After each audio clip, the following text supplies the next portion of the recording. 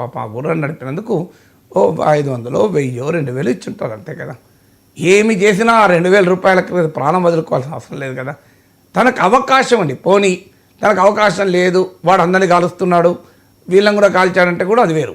అవకాశం ఉంది, తాను ముస్లిం అని చెప్తే అసలు అటాకే చేయరు, అసలు వాడి మీద పడకపోతే కూడా ముట్టుకోరు. ఎందుకంటే వాడు క్లియర్గా టెర్రరిస్టులు వచ్చింది టూరిస్టులు అటాక్ చేయడానికి, గుర్రం నడిపే వాళ్ళని అటాక్ చేయాలని రాలే. ఆడ మ్యాగీ అమ్ముతున్నారు, టీ అమ్ముతున్నారు కొంతమంది, వాళ్ళని అటాక్ ఎక్కడ చేయలే కదా.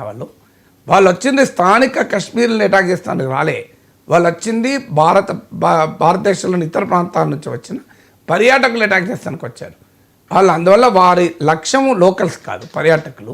వారి లక్ష్యము క్లియర్గా హిందూ ముస్లిం డివిజన్ తేవాలని, ముస్లింలను అటాక్ చేయలేదు. అలాంటప్పుడు సయ్యద్ ఆదిల్ హుస్సేన్ షా తప్పించుకోవచ్చు కదా.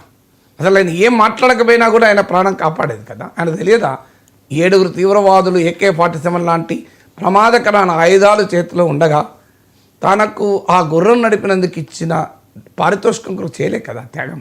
అందువల్ల అపూర్వమైన త్యాగం. దీనికి ఒక కంపారిజన్ కూడా ఇవ్వాలి మనకు. సరిగ్గా మన విమానయాన సంస్థలు ఎయిర్లైన్స్ ఏం చేశాయో చెప్తే సయ్యద్ ఆదిల్ హుస్సేన్ షా త్యాగం గొప్పతనం కూడా ఇంకొంత అర్థమవుతుంది. శ్రీనగర్ నుంచి ఎనీ నియరెస్ట్ మెట్రో, ఢిల్లీ కానీ చండీగఢ్ ఇట్లా 6-7 ఉంటుంది ఫ్లైట్ ఛార్జ్. ఈ దాడి జరిగిన వెంటనే 60,000 పెంచారు. వీళ్ళ మతం ఏంటండి ఈ విమానయాన కంపెనీలది? వీళ్ళ మతం ఏంటి? వీళ్ళు చేసిన అమానుషత్వం ఏంటి?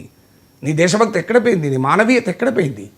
ఎందుకు? మా డిమాండ్ పెరిగింది. ఎందుకంటే ఒక్కసారిగా టూరిస్టులంతా వెళ్ళిపోవాలి పాపం.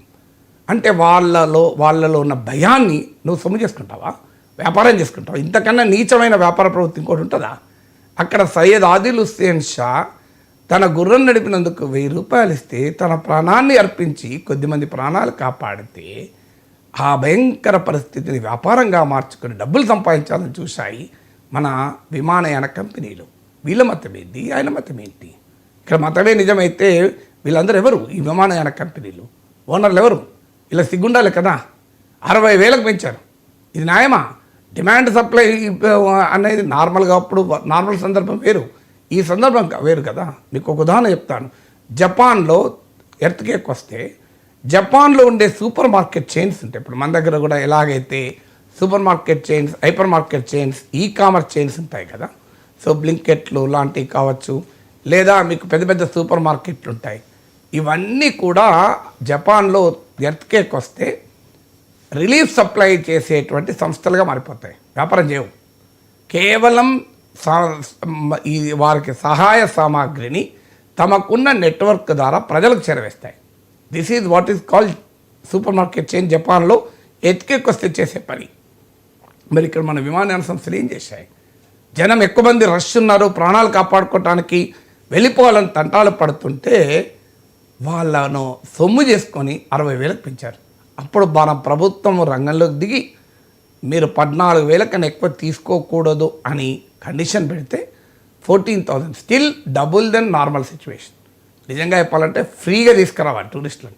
పోతే 100 కోట్లు, తర్వాత ప్రభుత్వాన్ని అడగండి డబ్బులు, తర్వాత మీరు ట్యాక్స్ ఇన్సెంటివ్ అడుక్కోండి, ఏమని అడుక్కోండి, బోలెడు పన్నుల రైతులు ఇస్తారు కదా ఈ కంపెనీ కార్పొరేట్ సంస్థలకు. మీరు కావాలంటే ఫ్రీగా తీసుకురండి. ఆ సమయంలో డబ్బులు వ్యాపారం చేస్తారా? అంటే ఈ కంపారిజన్ ఎందుకు చెప్తున్నానంటే 1,000 కోట్ల ఆస్తులుండి, ఆదాయాలుండి, సంపద ఉండి దేశ ప్రజలపైన బరి తెగించి సంపాదిస్తున్న విమానయాన కంపెనీలోమో ప్రజల ప్రాణాలతో వ్యాపారం చేశాయి, ప్రజల భావేదనతో వ్యాపారం చేశాయి. కానీ గుర్రం నడుపుకుంటూ తన జీవనోపాధి పోసుకుంటూ టూరిస్టులు ఇచ్చే 1,000 రూపాయలు 2,000తో తన బిడ్డలకు ఇంత అన్నం పట్టుకపోయే ఆ పేద సయ్యద్ ఆదిల్ హుస్సేన్ షా తన ప్రాణాలు అర్పించాడు. అది త్యాగం అంటే, అది దేశభక్తి అంటే కదా.